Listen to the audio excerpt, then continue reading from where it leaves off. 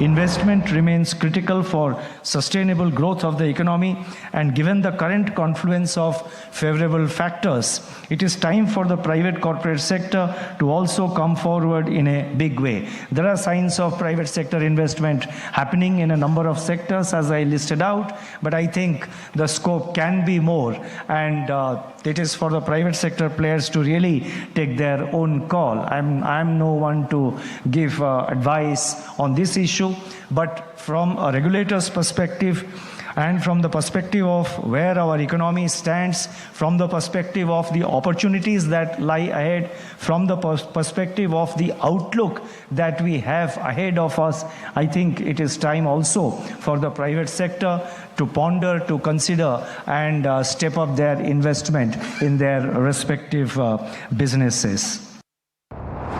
The Indian economy, as all of you would know, rebounded strongly from the COVID-19 induced contraction, growing at an impressive annual average of 8.3% in the last 3 years. For the current financial year, the Reserve Bank has projected a growth rate of 7.2%. The IMF has also projected India's growth prospect. They have in fact revised their growth projection for India upwards and have now placed it at 7%.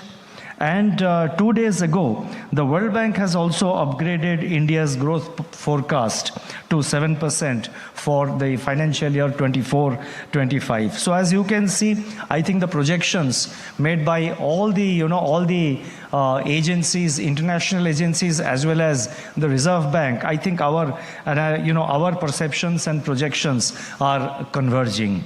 The National Statistics Office, that is the NSO, has placed India's GDP growth at 6.7% in the first quarter of this year.